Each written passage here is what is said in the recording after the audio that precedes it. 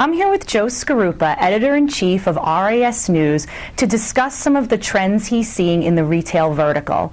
So Joe, if you could tell me some of the trends right now, as well as some of the priorities in retail.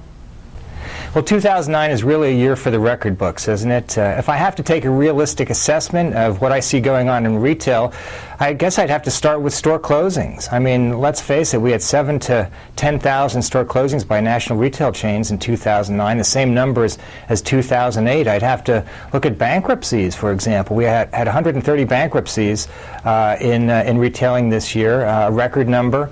I'd have to look at cutbacks and layoffs. Let's face it, retailers have to trim themselves down to the appropriate size for demand.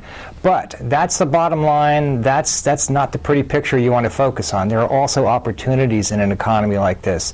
And CAO Magazine, for example, did a study of the Fortune 100 companies and found that 56% of them were actually founded in a recession. So during a recession, during a time of major disruption, there are gaps through which innovative retailers and innovative ideas can come through. And I really want to point out a couple of quick examples for you to show you just what smart retailers can do.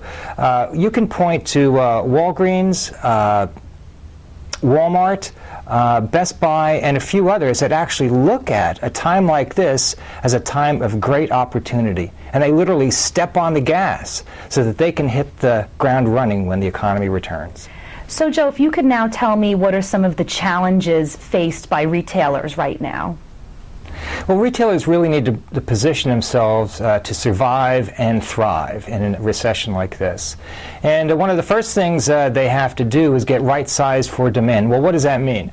Well, it turns out that the economy today is producing less demand than in 2007. And what that means is consumers are spending less, so they're placing fewer demands on retailers for pushing inventory through and sales occurring. So in an economy like this, you can't have yourself positioned as if it's 2007. You have to get positioned for 2009. Now, believe it or not, that's a hard thing to do. And I can tell you some examples of some retailers who have not been able to do that. And I'll give one right now. It's Abercrombie & Fitch. They're producing record losses as opposed to record profits. And I'll tell you a couple of retailers that have actually gone the other way. They seem to have everything going against them. Think of Joseph A. Banks, Men's Warehouse, and let's see, another major, Casual Male, for example. Sort of all in the same category. Upscale clothing, a little more formal in an age when people are not buying upscale clothing and they're not dressing formally, and those retailers are all producing record profits. How did they do it? They got right-sized for demand. Well, Joe, you just outlined some of the challenges that you're seeing right now in retail. Let's talk about some of the new technologies for 2010. I'm going to focus on 3 technologies to answer that question. And remember, I'm thinking in terms of 2010 and how it'll play out through the whole year.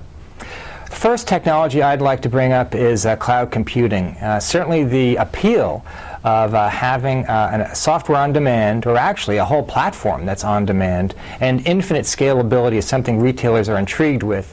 I also have to say that I've seen study reports that show a very low percentage of retailers have fully adopted cloud computing, and I expect that low percentage to really grow dramatically in 2010. Okay, the second thing that I really see a hefty priority placed on is cross-channel integration.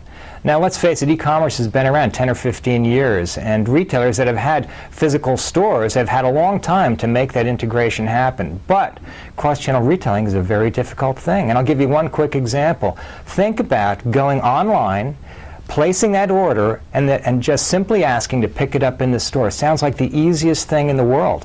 But what has to happen is there has to be complete automated integration between order management, between inventory management, between fulfillment, and store operations. That really does not exist in most retailers right now, and they have to make it happen in 2010.